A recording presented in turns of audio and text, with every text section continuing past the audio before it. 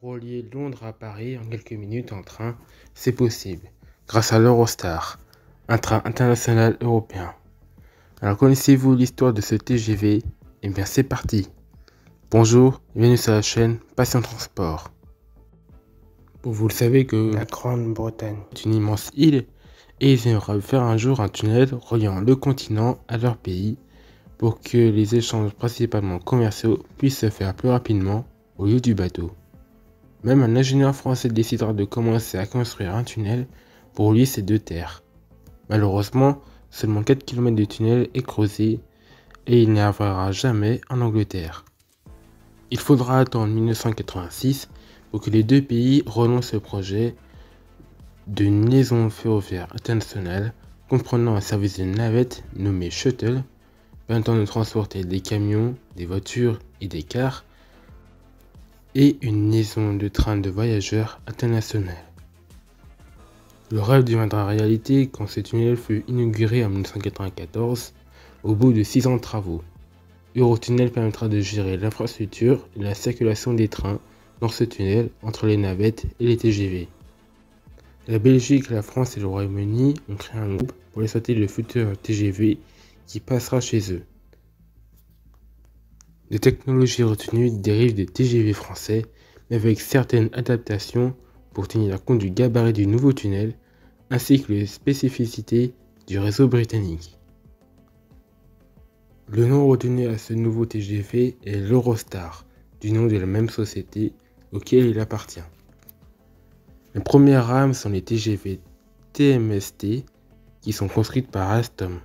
Elles sont composées de 18 voitures, soit environ 2 TGV duplex accouplés, dont 2 voitures-bars. Ces trains mesurent 2,80 m de large, 400 m de long et ils sont capables d'être sectionnés en leur milieu et entre la voiture et la locomotive en cas de problème. Elles sont tritension en acceptant les 25 000 volts alternatifs, les 3000 volts continus et les 1500 volts continus.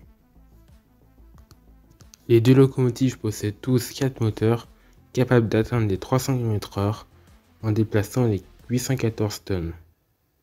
Tous ces trains sont reconnaissables de leur couleur jaune, déjà présente sur certains trains du Royaume-Uni. Les faces latérales sont équipées d'une couleur blanche d'un trait jaune. Ces TGV sont composés d'une classe standard où voyageurs peuvent payer des boissons, repas ou snacks dans les bars. La classe standard première, où vous pouvez avoir des sièges plus spacieux, une collation accompagnée de boissons et servie à votre place, ainsi que des magazines offerts à bord. Et une classe business première, où vous pouvez avoir des sièges encore plus spacieux, d'un repas élaboré avec le chef Raymond Blanc, servi à table accompagné de champagne, et avoir accès au salon business première en gare. Les prix varient en fonction de la demande. La classe standard va être affichée autour de centaines d'euros, à environ 150 € pour la classe standard première et jusqu'à plus de 300 € pour la classe business première. En 2003, la toute première ligne à grande vitesse du Royaume-Uni est inaugurée d'abord entre Folkestone et Farkham Junction, soit un tronçon de 74 km, afin que l'Eurostar ne passe plus par les lignes classiques limitées à 160 km/h. Un corps de vitesse a été même battu sur ce tronçon. Une rame TMST atteint la vitesse de 334 km/h. En 2007, la ligne fut prolongée jusqu'à Londres, soit 34 km supplémentaires. Pour aussi gagner du temps, un viaduc passe au-dessus des voies à l'approche de la gare de Bruxelles, permettant de gagner 5 minutes pour les Eurostars desservant Bruxelles à Londres. En 2007, la reine Elisabeth II inaugure une toute nouvelle gare de Saint-Pancras internationale pour que les TGV Eurostar ne passent plus par la gare de Waterloo. En 2015, pour remplacer les TGV TMST, la société Eurostar inaugure ses nouveaux trains, les Velaro E320.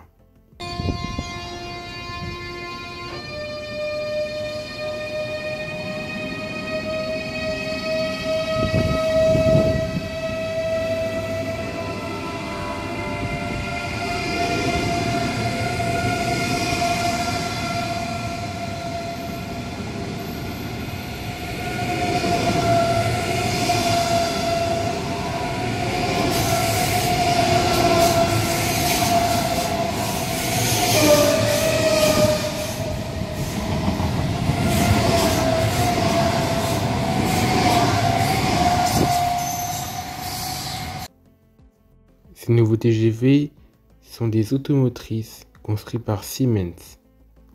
Cela permet de gagner de la place car les moteurs sont disposés au niveau des bogies tout au long de la rame comme les Frecciarossa. Elles sont composées de 16 voitures capables de rouler sur les 25 000 volts alternatifs, les 15 000 volts alternatifs, les 3000 volts continus et les 1500 volts continus. Ils peuvent également circuler à plus de 320 km/h en transportant 894 personnes. Ces TGV reprennent la face jaune des anciens TGV, avec aussi une couleur bleue sur les faces latérales et au-dessus du train, accompagné aussi d'un petit trait jaune tout au long de la rame. L'intérieur est amélioré avec des sièges bleus, des écrans d'information voyageurs, des porte-bagages, enfin tout dépend des classes standard, standard première et business première. En 2015, ces TGV vont pouvoir aller en hiver à Bourg-Saint-Maurice pendant les saisons de ski et à Marseille en passant par Lyon l'été. Cependant, avec l'arrivée du Covid en 2020 et d'un manque d'argent, l'itinéraire à destination de Marseille est fermé. Récemment, la société Eurostar se fusionne avec Thalys, comme je vais en parler dans une prochaine vidéo, et décide de garder le nom Eurostar en changeant de logo. Maintenant vous savez un peu plus sur l'histoire d'Eurostar. Le TGV est né grâce au tunnel sur la Manche, et cette histoire ne va pas de se terminer.